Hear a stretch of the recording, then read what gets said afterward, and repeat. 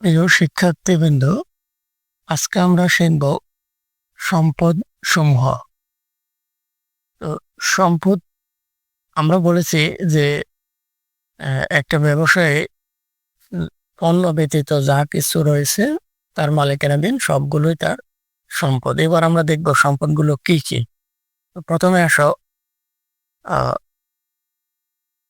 হাতে নগদ। হাতে নগদ কি? এটা ব্যবসা প্রতিষ্ঠানের বছর শেষে যে টাকাগুলো উদ্বৃত্ত থাকে, জমা থাকে, এগুলো হচ্ছে হাতে নগদ। বা তুমি সহজে বুঝতে পারো যে একটা দোকানে যে টাকাগুলো থাকে, ক্যাশ বাক্সে যে টাকাগুলো থাকে, এগুলো হচ্ছে হাতে নগদ এবং এটা সম্পদ। এরপরে সব ব্যাংক জমা। ব্যাংক জমা ব্যবসায়ের টাকা যখন ব্যাংকে জমা থাকে, আর এটি হচ্ছে ব্যাংক জমা। ব্যবসায়ের নামে একটা হিসাব খোলা হয়ে থাকে ব্যাংকে, বা একটা অ্যাকাউন্ট থাকে ব্যাংকে। ওই অ্যাকাউন্টে যে টাকাগুলো থাকে ব্যবসায়ের, ওগুলোই হচ্ছে ব্যবসায়ের সম্পদ। এরপরে আসো দেনাদার, বা এটাকে প্রাপ্য হিসাবও বলে, প্রাপ্য হিসাব। তো দেনাদার কি? আমরা যাদের কাছে বাকিতে পণ্য বিক্রয় করেছি বা বাকিতে সেবা দিয়েছি, তারাই হচ্ছে আমাদের দেনাদার। তারা আমাকে টাকা দিবে। তো এই যে আমরা তাদের কাছে টাকা পাওনা রয়েছে বা তারা আমাদেরকে টাকা দিবে, তাহলে এই টাকাগুলো আমরা ভবিষ্যতে পাবো। টাকাগুলো আমাদের, কিন্তু তাদের কাছে আছে। তাহলে এটা হচ্ছে কি? সম্পদ। এরপর আসো প্রাপ্য বিল। বাকিতে আমরা দুইভাবে বিক্রয় করতে পারি। একটা হচ্ছে মুখে মুখে আমরা বাকিতে বিক্রয় করি, সেটা হচ্ছে দেনাদার। আর যখন আমরা চুক্তিতে বিক্রয় করি, একটা কাগজের বিনিময়ে, চুক্তিতে লেখা থাকে যে টাকাটা তারা আমাদেরকে কতদিনের মধ্যে পরিশোধ করবে, ইত্যাদি ইত্যাদি এই চুক্তিতে লেখা থাকে।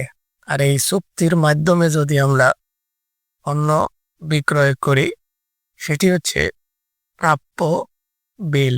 তাহলে এই বিলটাও আমরা ভবিষ্যতে পাবো।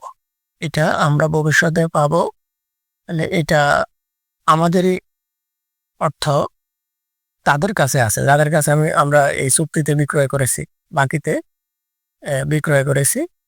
এটি একটি সম্পদ। এরপরে আসো সমাপনী মজুদ পণ্য। সমাপনী মানে শেষ, মজুদ পণ্য, মজুদ মানে জমা আছে যে পণ্য।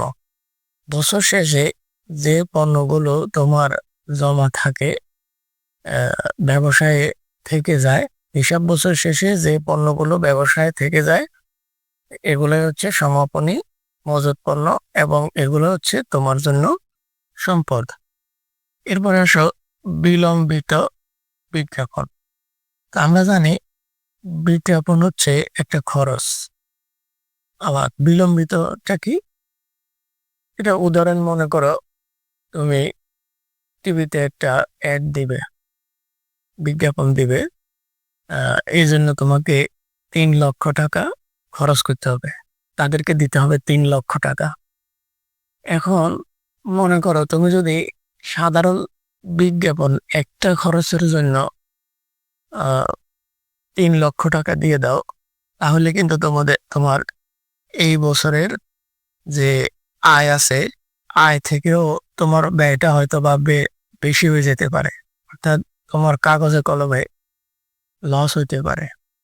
এই জন্য তুমি কি করবা, যে এই বিজ্ঞাপনটি আমরা 3 লক্ষ টাকা দিয়েছি, ঠিক আছে, তবে আমি যদি ধরে নিই যে এই বিজ্ঞাপনটি আমি টিভিতে 3 বছর দেখাবো, 3 বছর, আগামী 3 বছর এই বিজ্ঞাপনটি আমার চলবে, তাহলে আমরা এই বিজ্ঞাপনের যে 3 লক্ষ টাকা, এটিকে একবারে খরচ না দেখিয়ে 3 বছরের মধ্যে ভাগ করে দিতে পারে। যে এই বছর 1 লক্ষ টাকা খরচ হবে, পরের বছর ধরে নিব যখন আমরা এই বিজ্ঞাপনটা দেখাবো পরের বছর 1 লক্ষ টাকা এবং পরের বছর 1 লক্ষ টাকা। এইভাবে যদি আমরা 3 বছরের খরচটি ভাগ করে দিই তাহলে এই বছর আমার 3 লক্ষ খরচের জায়গায় আমরা খরচ দেখাতে পারবো কত 1 লক্ষ টাকা, এবং আমাদের আয় এবং ব্যয়ের সাথে কি হবে সামঞ্জস্য হবে। তাহলে বিলম্বিত এই যে আমার সামনে 2 বছর হাতে আছে, যেহেতু আমি এই বছর খরচ দেখাইছি, বাকি 2 বছর আমার হাতে আছে, তাহলে এই বাকি 2 বছর এই হচ্ছে বিলম্বিত বিজ্ঞাপন, এবং এটি বাকি 2 বছর আমার সম্পদ হিসাবে কাজ করে। তবে এটি অলিক সম্পদ মনে রাখবো, কারণ আমি যদি কোনো কারণে চুক্তি বিক্রি করি এই টাকা কিন্তু আর পাওয়া যায় না, এটা একটা অলিক সম্পদ, এটা আমার সম্পদ হিসাবে আছে কিন্তু আমি চাইলে এটাকে আর পুনরায় ফিরে পাওয়ার সুযোগ নাই। এরপরে আসো বকেয়া আয়। এখানে আয় বলতে আয় সমূহ আমরা যখন আয়গুলো শিখেছি, এখানে যে আয় ছিল তোমার ওই যে বিক্রয় থেকে শুরু করে শিক্ষানবিশালামি উপভাড়া, এই জাতীয় যে প্রাপ্ত কমিশন, প্রাপ্ত বাটা, এই জাতীয় যে আয়গুলো ছিল, ওই আয়ের কোনো একটি আয় যদি বকেয়া হয় বা অনাদায়ী হয়, ধরো কোনো একটি আমি মনে করো আমি কাউকে সেবা দিয়েছি কিন্তু টাকাটা এখনো পাইনি, কিন্তু টাকাটা পাবো, টাকাটা কিন্তু আমার তার কাছে আছে, পরবর্তী কখনো সে আমাকে দিয়ে দিবে, এরকম যদি হয়, যে কোনো আয়ের ক্ষেত্রে যদি বকেয়া হয় তাহলে আমি বুঝবো যে আমি এই আয়টা আয়টা আমার খাতায় লেখা হয়েছে কিন্তু আয়ের টাকাটা আমি এখনো পাইনি, বকেয়া রয়েছে, আয়ের টাকাটা এখনো বকেয়া রয়েছে, তবে আমি পরবর্তীতে পেয়ে যাব। এবং যেহেতু এটা কাজটা আমি করে দিয়েছি, তাহলে এটা আমার কি হিসাবে সম্পদ হিসাবে কাজ করে, এটা আমার সম্পদ। ঠিক একই ক্ষেত্রে একই রকম কোনো একটা খরচ যদি আমি অগ্রিম দিয়ে থাকি, আমার দোকান ভাড়া আমি প্রত্যেক মাসে মাসে দেওয়ার কথা, কিন্তু আমি যদি মনে করো আগামী 6 মাসের জন্য অগ্রিম দিয়ে রাখি, তাহলে এই মাস বাদে আরো কয় মাস আমার হাতে আছে, 5 মাস আমি অগ্রিম দিয়ে রাখছি, এই 5 মাস আমার সম্পদ, কারণ এখনো 5 মাস আমার অগ্রিম দেওয়া আছে, টাকাটা কিন্তু আমার। আমি যদি আজকে এই মাসে দোকান ছেড়ে দিই, ওই 5 মাসের টাকা মালিক আমাকে আবার ফেরত দেবে, দোকানের মালিক যিনি উনি আমাকে ফেরত দেবে।